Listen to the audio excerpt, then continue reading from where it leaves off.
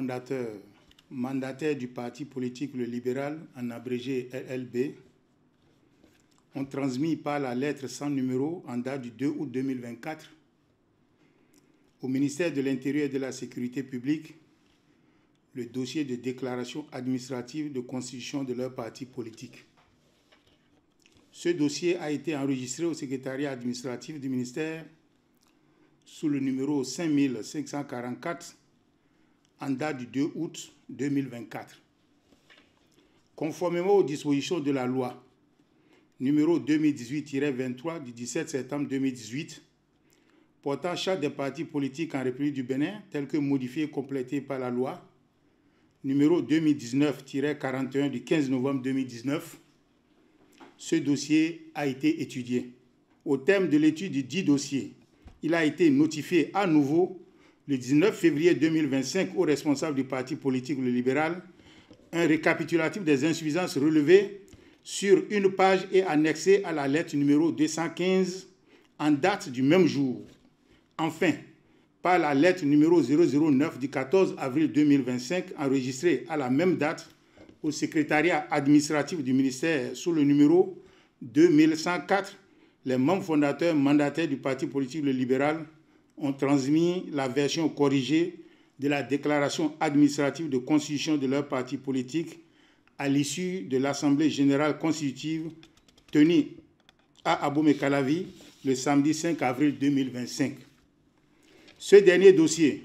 ne souffrant d'aucune insuffisance, il a été délivré le 28 avril 2025 aux responsables du dit parti politique, le récépissé provisoire en date du 25 avril 2025. Dans le but d'un enregistrement définitif au ministère de l'Intérieur et de la Sécurité publique, les responsables du dit parti politique ont envoyé par lettre numéro 021 du 7 mai 2025, enregistrée à la même date au secrétariat administratif du ministère sous le numéro 2843, 2 exemplaires du journal officiel de publication du récépissé provisoire de déclaration administrative de constitution de parti politique Le Libéral. C'est à cette étape que j'ai été informé de sources dignes de foi des faits de corruption avérés mettant en cause 2 cas du ministère, dont l'un de la direction des partis politiques et des affaires électorales et l'autre de la direction des affaires intérieures et des cultes sur le même dossier. En effet, le cadre en service à la direction des affaires intérieures et des cultes aurait approché le principal responsable du parti en création pour lui proposer des facilitations contre rémunération de sa part en vue de faire aboutir son dossier au ministère de l'Intérieur et de la Sécurité publique, proposition à laquelle ce dernier aurait adhéré. Le même cadre de la direction des affaires intérieures et des cultes aurait par la suite contacté et convaincu le cadre de la direction des partis politiques et des affaires électorales contre promesse de rétribution. Ainsi, les intéressés auraient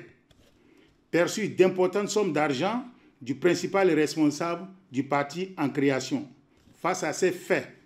d'une extrême gravité, j'ai diligemment instruit le directeur général de la police républicaine de faire interpeller les intéressés ainsi que le présumé corrupteur et d'activer la brigade économique et financière pour clarifier la situation. J'ai par ailleurs suspendu les 2 cadres de leurs positions administratives respectives sans préjudice des poursuites judiciaires qui en découleront. Je vous remercie.